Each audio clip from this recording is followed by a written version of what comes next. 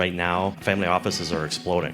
Inheriting generations have different investment priorities and what they perceive value in. They're looking for scarcity, they're looking for ownership, they're looking for resilience and for predictability. We see is the role of Bitcoin as an enduring endowment type asset. I mean, it is a generational asset.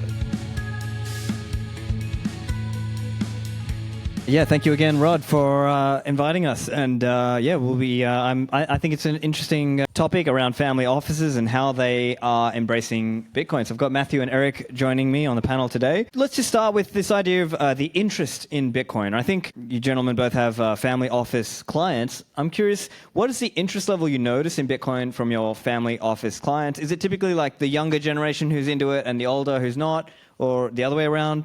But what do you notice? My business is very different because my clients are all Bitcoiners, and they built their wealth with Bitcoin, and so we built family offices around them. So I'm going to be really interested in Eric's perspective on this, coming from a more traditional family office perspective, because I didn't even know what a family office was until I'd started doing it for Bitcoiners. I mean, my clients are early miners with thousands of tokens that they built early on, and got to the point where they needed tax mitigation, asset protection, generational wealth structuring, philanthropy. And so that was my background, and so we kind of built systems around that. Excellent. Eric? I've been doing family offices since the early 2000s. It's a structure that we've been setting before Bitcoin was even around, and growing with the families, their unique assets, whether it's domestic, offshore, yachts, planes, all that kind of stuff. So this is just another asset for us to deal with. Right now, family offices are exploding. I mean, they're basically creating their own underground environment, or economy, I should say, that most people will never have access to. They find other family offices in the same industry. They sometimes team up together. They do work that way. They have the capital to actually pursue a lot of these things. As far as interest goes, I have clients that are big, like into Bitcoin, like Matt said, thousands of coins, and how they're structuring it. I also have other clients that are dabbling in it. And then you have the other clients saying, no way, Eric, I'm not getting into that. But that's changing a little bit. I think a lot of the families right now are a little concerned about the regulatory schemes, the laws, where is it held, how is it custody? That's why I'm here today.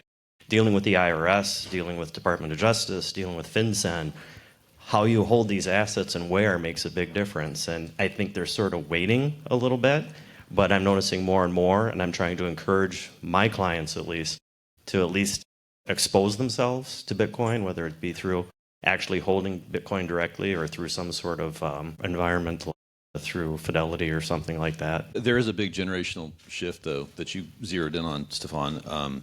There's a report that just came out, and I did the thing where you post the picture of it, but you didn't drop the link, and so I got to find the link.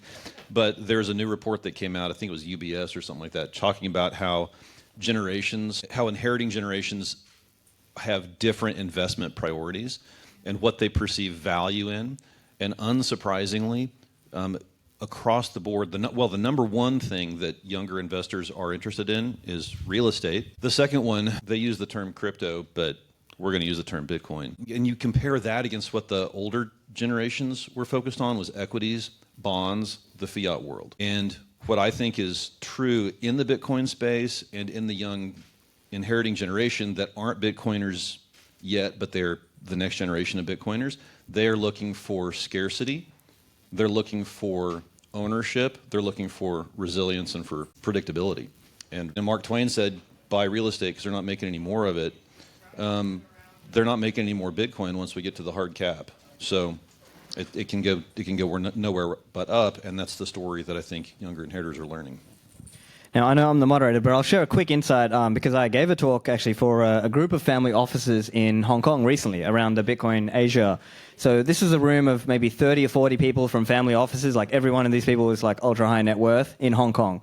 And I would say there was some level of interest in quote unquote crypto, but there was not one, and they use the term next gen, so they mean like not the primary person who had made the wealth, like I guess G2 in the parlance here. There was not one next gen maxi per se. There was kind of a few next gen people who had kind of dabbled in crypto, but there was not one next gen maxi.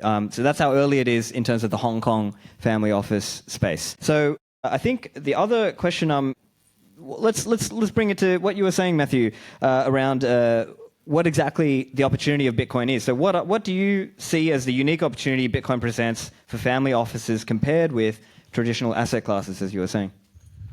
I mean, what we see is the role of Bitcoin as an enduring endowment type asset. I mean, it is a generational asset. I think we all know in this room that nothing in known human history has performed like Bitcoin has performed in fiat-denominated terms. Bitcoin goes this way, fiat goes that way, and the delta is the middle. And there's nothing else like that.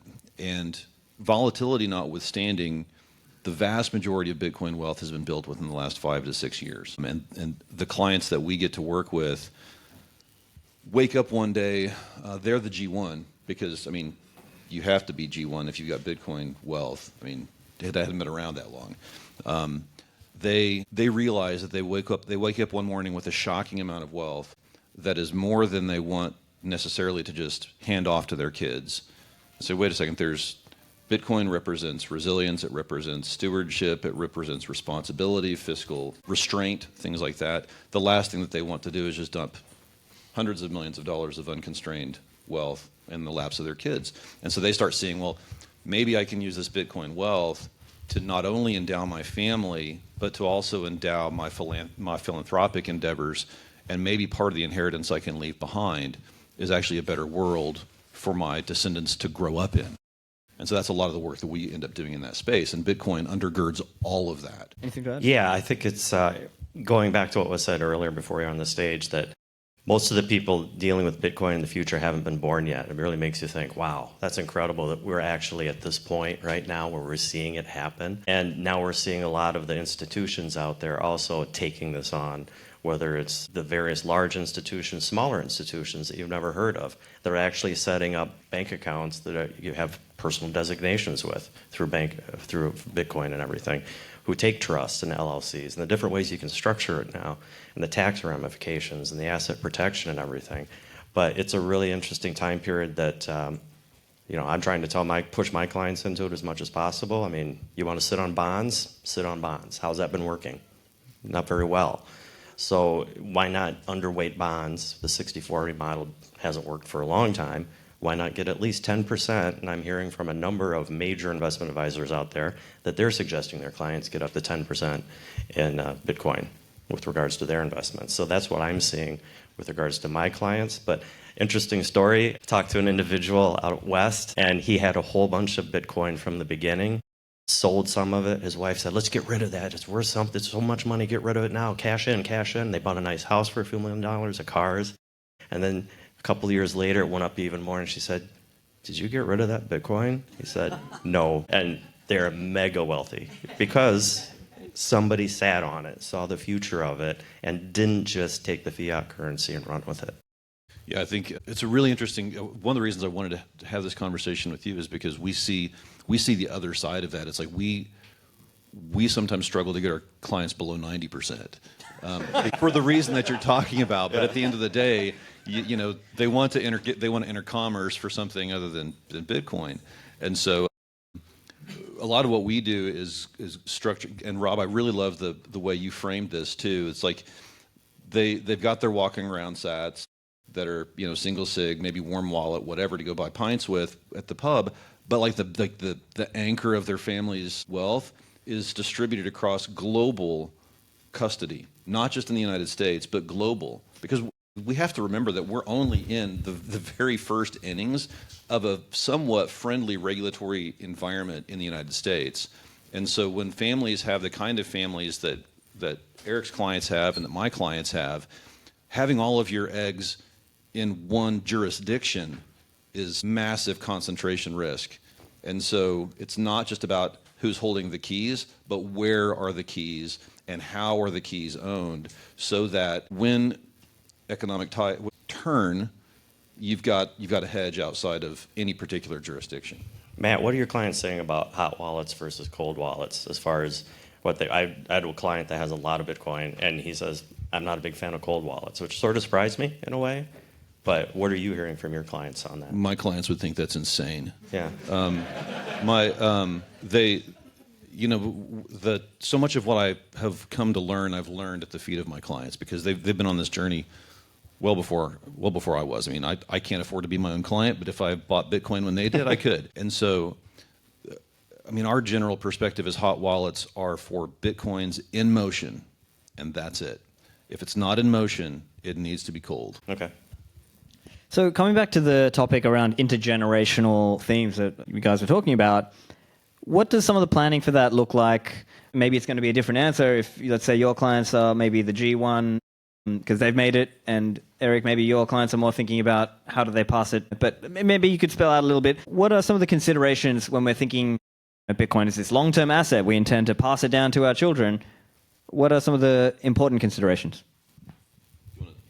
Yeah, that's first two components to that, really. You think of the income tax consequences, and you think of this thing called the estate taxes out there, that the government takes a toll on you for the honor of passing away and takes 40% of your assets. That's a big cut. Can you do planning through dynasty trusts and things of that nature, through family office structures, or have a C Corp management company that manages the holding companies? Yeah, that's great. I had an interesting scenario with a client that has a lot of Bitcoin, and in his prior life, before being very wealthy in Bitcoin, he had a real job, and in the sense of he's an investment advisor, and he had a really nice 401k set up. So what did he do with it? He eventually turned that into a self-directed IRA, took a portion of it with the Roth, kept another portion traditional, but he bought Bitcoin with it. So now he has all of this wealth going in a wrapper, a non-taxable wrapper, that's moving forward in an investment account. Part of it's in Roth, so he can pull it out whenever he wants. Part of it's traditional. But the traditional part, great, you're going to have a great run, but eventually you pass away and you have to pay the piper at the estate tax. So it's a lot of differentiation between looking long-term for generational wealth with the estate tax, as well taking into income tax considerations. Yeah, I think the way we think about this is we start with trying to identify what the key problems are that a family is trying to solve. Here in the United States, tax is certainly a big part of it. People who live in Dubai don't have the same concerns necessarily. But yeah, there's the income tax, there's the capital gains tax considerations, there's the whole transfer tax, which is gift, estate, and generation skipping, and there's a whole lot of opportunities for Uncle Sam to clip coupons off of you with your wealth. But that's just part of it. There's the asset protection component of it. There's forfeiture from seizure as a result of regulatory action, litigation, different types of trust structures, different types of entities, and specifically different jurisdictions, ideally non-U.S. jurisdictions, provide really interesting structural planning opportunities. But the two things I really want to kind of land on is really more the qualitative side of planning for tremendous amounts of wealth. Because I kind of alluded to this earlier, but the people that we are privileged enough to talk with are just really mindful of the privilege that they've achieved just as a result of making a really intelligent investment decision early on and holding those diamond hands through all the ups and downs. It's about how do we prepare G2, G3, G4, G5, and so on. How do we, sitting as the ones who built this wealth from nothing, from like $500 Bitcoin, how do we structure this so that the people that will someday inherit this become the fullest and best versions of themselves? And I will tell you, as having 25 years doing substantive estate planning as a practicing attorney, which I'm not anymore, but I have seen it go so wrong so many different ways when you just leave unconstrained wealth in the laps of people who are unprepared for it. Lives get ruined, inheritances get taken away by a divorcing spouse, they get taken away by litigation, they get taken away by really crappy decision making, by immaturity. So protecting the wealth, protecting the children or the beneficiaries from the adverse effects of unconstrained wealth, and the philanthropy, the charity, making the world a better place. Because to a person, none of the clients that I've got a chance to work with just care about number go up, number go up, number go up. I can't wait till Bitcoin's $1 million or $200 million or whatever it is. Like zero of my clients have that perspective. They say, wait a second, I now have an opportunity and kind of a mandate to make this broken world a better place. And sometimes it's part of a faith story. Sometimes it's just part of their worldview. But you don't get there you don't have structured inheritance, and you don't really make the world a meaningfully different place if it's just passing outright without any kind of constraint. So let's dive into that a little bit further. What kind of constraints does G1 normally put onto G2 or G3 in the way they inherit? Do they say you only get this amount at age 30 and it only can be for this purpose? What are the normal ways that they do this? I'll tell you that in my experience that never works, because it breeds resentment in the wealth, and it breeds resentment in G1, and as a result, inheritors usually go pretty rogue and they feel resentful for that. They generally do anyway, but yeah, that's just one more thing to make them mad. That's true. But sometimes you see incentive type of things like we'll match your W-2, we'll match your self-employment income, or we'll match your charitable giving or whatever. And so kind of creating some incentives like that, some carrots more than the stick. But even beyond that, if you wait until the money is changing hands and you expect the estate planning strategies to raise your kids for you, you've already failed. And so the conversation and what happens in the family office context when we do it right is we're seeding those conversations early on and bringing the children into conversations about wealth, about the structures, why are they there, why are we holding Bitcoin, how is it going to be, what will your responsibilities be when you now step in to steward this wealth that we built. And so if you can't just be like a pass of the baton, it's like, no, we got to walk alongside you for a while and help you grow into the responsibility that is required. Yeah, I completely agree with that. The last thing you want to do is say, oh, you're 30 years old, here's some Bitcoin. I just deposited it into your wallet. It's not going to work in the sense that, why do that in the first place? Instead of giving somebody an asset directly, whether it's cash, whether it's real estate, whether it's Bitcoin, why not put it into some sort of structure like an LLC and gift some of the LLC interests to that person in the form of a trust? It gives them asset protection component, gets it out of your estate, and it gives that beneficiary the feeling of wealth. I'm taken care of. There's a lot of money there. Can I just go in there and push a button and pull money out? No, because if you could do that, there'd be no asset protection. And you have a trustee that's supposed to be looking at that. What you can set up in these structures, though, in the LLC is, since you're a 25% owner in this LLC, maybe you sit on the investment committee. Maybe you sit on the philanthropic committee. And you can help the managers of that LLC make determinations as to how are we going to use this wealth. It's not all about just creating wealth and making distributions. There are other things to do in the world. And that makes them feel like they're part of something. They own shares in a family company.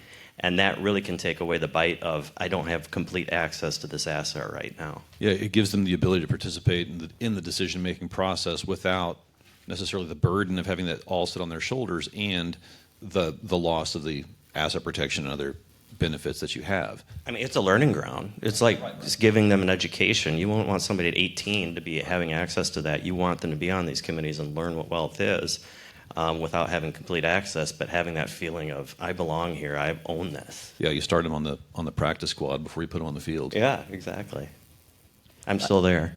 Yeah, I guess maybe that may also play into, if they have family businesses, maybe G2 or G3 are getting a role in some of those businesses and proving out their skill there, and then they're being given more responsibility over time as they prove themselves. And discovering their interests. I mean, you might have one member of G2 who really wants to build the family business. You might have another one who wants to start a new business. Maybe it's a Bitcoin business. Maybe it's not a Bitcoin business. Maybe they want to start a medical practice or something like that. Maybe you're going to have somebody who is really involved in the arts. Maybe you're going to have somebody who's really involved in philanthropy. But the family office experience, especially with the kind of structures that Eric is talking about, gives them like a sandbox to play in and figure out what it is that really turns them on, because this wealth can do a lot of things for them, but they become stewards of this wealth, not just beneficiaries. Yeah, I think the best example I can give of that are families that get it and make it work. They make it to Generation 3 and Generation 4. I have a family that's in the construction business, and they're in Generation 3 running it, and they've done just an amazing job as to bringing the younger generation up, getting them involved. They're out on the floor doing work first. They're learning how the business works. That's what a family office type arrangement can do. You teach them, learn what wealth is, and give them amounts where they maybe go off on some other type of investment. It doesn't matter, but it teaches them how to do business, how to make connections, how to be at events like this where you meet other people and make something spectacular happen. And it never happens by default. No. So let's bring it to forms of Bitcoin exposure. I was going to ask a little bit about portfolio allocation. Now, you both had some interesting comments there about how some families don't want to go below 90% and so on. But let's talk about the forms of exposure also, because obviously we can hold Bitcoin in our, in our multi-sig and cold storage. There may be some families that are interested in having Bitcoin ETFs or maybe treasury companies or maybe some kind of mining exposure. What are you seeing in your clients in the family offices? What kind of Bitcoin exposure do they have? Most of my clients have very low basis Bitcoin. So basis is a capital gains tax thing. We're probably all familiar with that because we hate the fact that there's no de minimis rule for capital gains tax in the United States. But most of the clients that we see in Bespoke are low basis Bitcoiners. They either bought it at, like, no joke, $5, or they mined it in 2010 and they've got a bunch of it. And so positioning out of that native ownership of Bitcoin creates a massive capital gains tax event for them.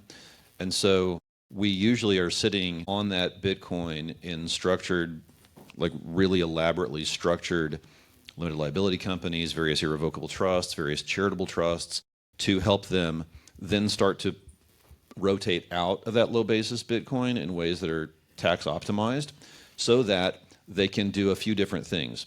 They will either invest in private companies because they've got certain investment theses that they want to express that you can only express in the private markets. Some of those are Bitcoin related, some of them are not Bitcoin related. Sometimes they want to have exposure to more resilient fiat currencies like the Singapore dollar or like the Swiss franc. And so positioning into equities in Switzerland that are yielding the franc, for example. And so the point I'm trying to get at is that there are philosophical investment theses that clients express in other investments beyond Bitcoin that still have roots in their Bitcoin exposure. But we also see some clients say, well, I've got some cash coming in, and so rather than put that cash in a money market fiat account, let's at least maybe park it in an ETP for a little while, because we figure that a 6 to 12 month hold on an ETP in Bitcoin is going to yield me a hell of a lot more than 5 to 6% of fiat while fiat's going this way. And so they'll put their cash often in a highly liquid, non-Bitcoin native ownership regime so they can have access to the price performance on Bitcoin, but they don't necessarily have the emotional connection to, well, shit, I don't want to sell my Bitcoin. It's like, no, I can get exposure to the economic performance of Bitcoin without having to feel this angst of actually detokenizing some of my wealth. On that, is that also a reason? Is there interest in things like, as an example, the preferred shares like Stripe, Stretch, Stride, Totally. This kind of thing, like Stretch, if they're earning 9% or 10%? Yeah, and it's still kind of a form of Bitcoin exposure. Yeah, and for our clients, it's more about experimentation and seeding activity in the space, because they're not really chasing yield as much. I mean, they've got all the wealth that they ever wanted and more, and so they're not really chasing economic returns, but they want to see continued experimentation and evolution of Bitcoin as Bitcoin kind of takes over or starts to permeate the trad world. They want to participate in that, and so we help them on the front side with their low basis Bitcoin rotate out in ways that are tax efficient, and then when they want to reinvest in something else like strategy shares or some of their new products or ETFs or whatever, or private companies, reinvesting those through the right structures, through the right type of trust frameworks or other entities, US, non-US. And so that's a lot of the work that we help our clients do. Yeah, I think ETFs, ETPs are a great way to give exposure to family offices, to get them comfortable with it if they don't want to own it directly, because then they start thinking about it. Then they start looking at it, keep track of it, and then eventually jump into potentially buying Bitcoin directly. But it's not just a matter of just allocation, but where you hold it. I know Matt's a big fan of offshore trusts, as am I. That's a good way to invest in the rest of the world set up an offshore trust. I think it's the best, amazing way. I always try to tell my ultra high net worth clients, take 10%, 20% of your wealth, put it in an absolute protected offshore structure where the U.S. doesn't have jurisdiction to it as a start over fund. You never know what's going to happen. Plus, it allows you to deal with assets all around the world. Depends on what jurisdiction. Maybe you keep it in Switzerland, Singapore, or whatever. But that's a way to let people wake up at 3:30 in the morning and say, if everything goes away, I still have my offshore trust that can take care of me. Nobody can freeze it in the U.S., all those types of things. And sometimes you're dealing with investments around the world, and sorry to say, sometimes people don't want to deal with Americans and investments. Why not go through your trust to make that investment? Yeah, and to establish non-U.S. banking relationships. Yeah. And all of that stuff can hold Bitcoin natively in custody outside the United States, because that's a critical thing. The integrity of an offshore strategy, whether it's a company, a foundation, which is super popular in Switzerland and Liechtenstein, or various types of irrevocable asset protection type of trusts that you might do through a place like the Cook Islands or Belize or someplace like that, Nevis. If you have the entity established offshore, but the assets are onshore in the United States, you've accomplished absolutely nothing. Because if something goes wrong, the creditor and or a regulator can simply seize the assets that are sitting at the custodian. Or a judge that doesn't respect Or a judge the laws. that doesn't respect it, exactly. And so, if you're going to have an offshore strategy, the assets also have to be offshore, ideally in diverse jurisdictions through multiple layers. So if a regulator, even the FTC, even the IRS, even Treasury, you name it, DOJ, whomever, if you have the structure set up in advance, you can have multiple layers. A creditor has to penetrate the trust level. If the trust owns subsidiary entities like limited liability companies in another jurisdiction, they've got to pierce those. And then and only then can they start shopping around the custodians in Singapore, in Bahamas, in Switzerland to try to actually get to the underlying assets. Now, this is not everyday planning, but when we're talking about family office clients who have hundreds of millions of dollars worth of wealth, and we're talking about parking $50 million or whatever offshore, it's like you want the absolute most secure firewall around that offshore pocket of wealth so that nobody can reach in and grab it. So speaking of international custodians then, right, there are some of the well-known, I guess, US-based custodians, but now we have to also think about, okay, what about custodians in Switzerland or Singapore, or maybe some of the US companies that we know have an entity in some of those other jurisdictions. So what does that look like when you're assessing the custody practices, the maturity of these companies that are doing professional level custodianship in, let's say, in Europe or Asia? I don't want to go into a ton of detail on this in a public forum necessarily, but we've got some protocols that we test the custodians by. You're right that some of the established U.S. custodians have entirely offshore subsidiaries and offshore entities that are remote from them that have the same technology. There are also fully regulated banks in places like Switzerland, even in places like Canada, believe it or not, in the Bahamas, in Singapore, that are qualified cold storage, multi-signature or HSM-based key management systems that are entirely, that are subject to regulatory oversight in their governing jurisdiction, that have no roots in the United States, so they're beyond the reach of U.S.-based creditors, even super creditors like regulators. And there's a handful of global qualified custodians that we prefer. Yeah, and we've even seen the United States go after assets, and this was a bad facts case, the Anderson case many years ago, and they still had to negotiate with the individual, and the U.S. government didn't get it all. So it's just, you have this, if you just hold it yourself, okay, you're going to be subject to whatever happens to you. If you hold it in a proper structure, whether it be domestically or offshore, you have so many more options, so much more negotiation ability that it just makes sense to structure your custody properly. The last thing I want to make sure that we land back on is back to Rob's point early on, is that this is not the answer for 100% of Bitcoin. This is an answer for a slice that you want a certain outcome for. And so I just want to make sure that we leave it with that.